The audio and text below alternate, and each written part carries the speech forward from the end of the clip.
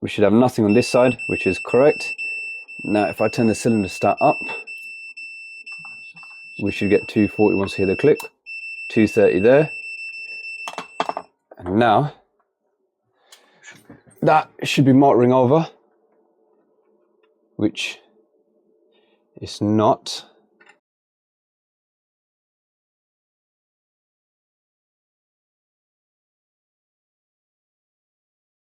How are you doing, everyone? Welcome back to this week's video. Now this one is not so much a day in the life of a gas engineer, but it's more one job. It's a live fault finding video. So I haven't done one of these in a while. Most of my videos recently have been sort of a mixed bag of different jobs where I've been going from job to job. This is just one job that I went to. It was a wiring job and the fault wasn't as simple as I thought it was. It started off with one part being a problem, which then led to another. I won't tell you what the outcome is. I'll let you watch it and then see what you think at the end. Enjoy. Right, so I'm at a job today with my friend Amit from Fresh Pellet Plumbing and Heating. He's drafted me in today to give him a hand with a wiring job. So he's been here a few times, he said. So he's just going to give us a little run through of what he's done so far and what I need to check. Yeah, it's a little bit of touch on the wiring. I didn't want to change too many things. It's just trying to keep it simple. I mean, it's just a bit of horrendous in there, as I said before. Trying to keep it simple, just trying to get to the point where the actual issue is and then change it to the zone valves, where I think was the issue. Right, okay. Both of the zone valves is the new zone valves in there. New zone valves, okay. This one works okay, so that's the heating side anyway. Yep. So that's the hot water, that's where we're getting issue. Right, okay. If I get the head off and then just put my screwdriver on the micro switch, boiler fires up, okay. And then without that, so when the head is in there, and then when I check the wiring, so I get all the readings to what it should be. So the signal should be going to the boiler, the firing. Right, okay. But it's not doing that. Right, okay. When the head is in there. Right, okay. So have you just changed the head or have you changed the complete? No, it's not the whole body. But body moves fine as well. Body moving fine, yes. I can see that the body is just up. Right, okay. Well. But it's some points, something in there, just the switching, it's not happening. So heating side is working fine? Heating side is fine. So that comes on and off. Just the hot water side, it's just not hitting the micro switch. Bear in mind, there's a new programmer there as well. Okay, cool. And then when I was first touched onto the wiring, so just on the wiring center, there's just a couple of cables. It's just like it wasn't stable. Right, okay. I changed that to the new base as well. But right, okay, cool. There's nothing dramatic on that one. No, that's fine. But I updated just the programmer, and then those two zone valves changed. Yep. These are, I just checked them, but they are like, it's all right to me. There's just nothing really wrong with them. So I do get the readings in there as well. Yep. But the most important thing is I can get the readings where I need to get the reading. But it's just when the head is on the body, it's not sending the signal to. Okay, cool. Right, that's fine. Manually doing it. So heating's working fine. Hot water seems to be an issue. So let's get stuck in and do some investigation, see what's going on. Okay, first thing I'm going to do is from here, I'm going to put hot water on. Now we should be getting 240 here on the common. So let's just check that. So let's just touch on the earth pin there. Come on.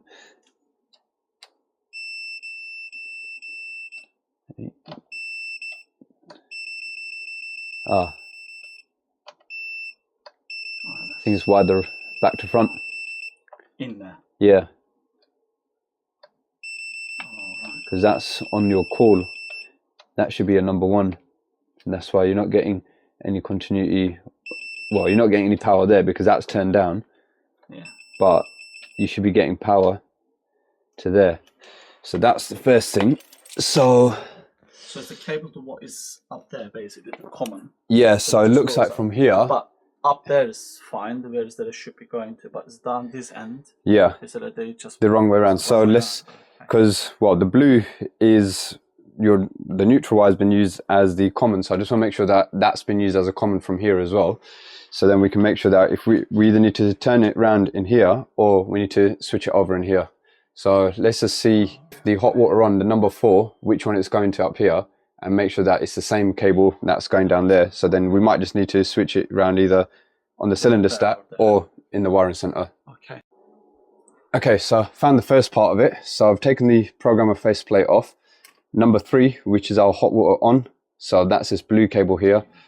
I've pulled that, and as I'm tugging on that, you can see it's this cable up here that's moving, and that's the blue there. So that's our hot water on cable.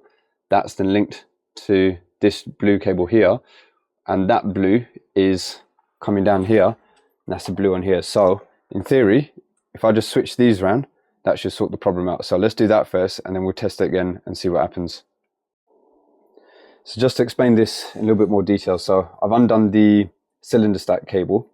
Now the blue is our common, so that blue is this blue here. I've got the power off, so don't worry, I'm not going to electrocute myself. So that's that blue there.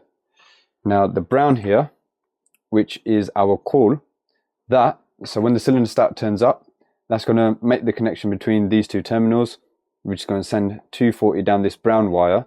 That brown wire is going to come to here, so that's the other brown cable.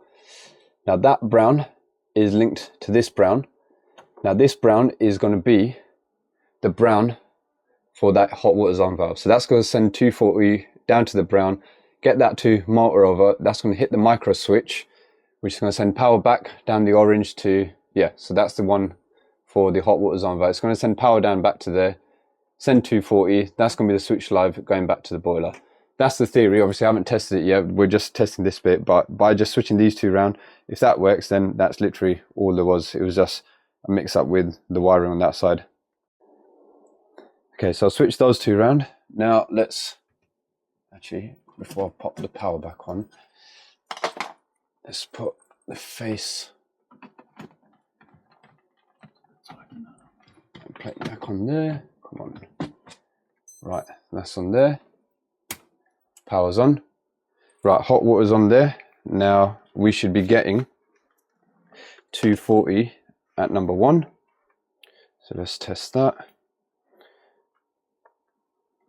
So earth pin, there we go. We've got 230 there. Right, so we should have nothing on this side, which is correct. Now if I turn the cylinder start up, we should get 240 once we hear the click. 230 there. And now that should be motoring over, which is not. So Probably receive the wiring in here. the wiring there, you reckon, is back to front? Most possibly the wiring in there. Right, we'll check that in a minute. First thing I want to do is I want to make sure that we've got 230 on the brown too. So let me get one in the earth pin there, and we've got, right, so look, we've got 230 on there. That's sending the 230 down to the brown, to the zone valve. So next step, let's check the 5-way connector, make sure the wiring there is good, or make any alterations in there, and then we'll go to the zone valve.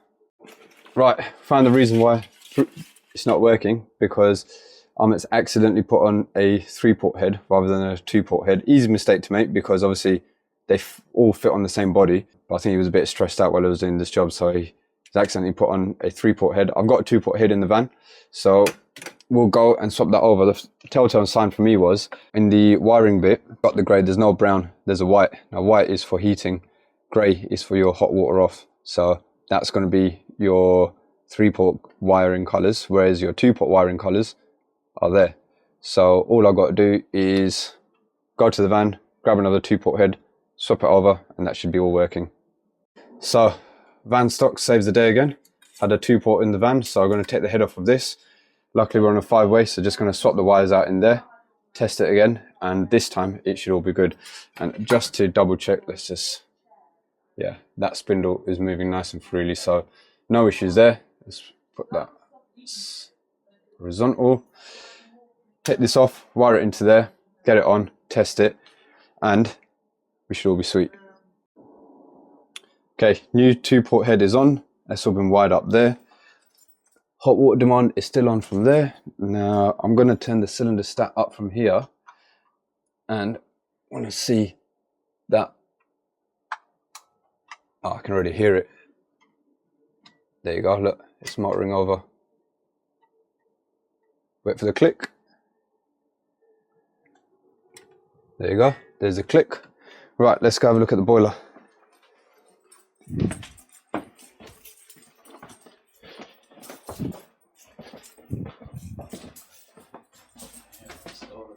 There we go. It's got a demand.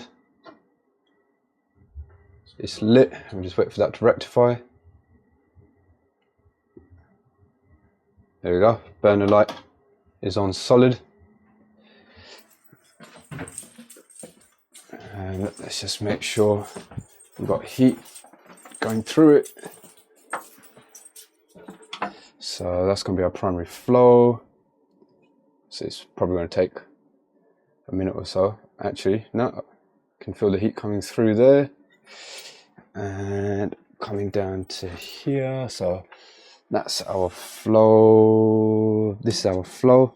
Yep, I can really feel heat coming into there.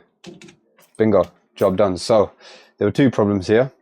The cylinder stack was wired back to front, and there was a 3-port head instead of a 2-port head. So did a bit of fault finding, did some investigation, found out what it was, sorted it, put it right. Job's a good one, and we're out of here. Smashed it. Let's go.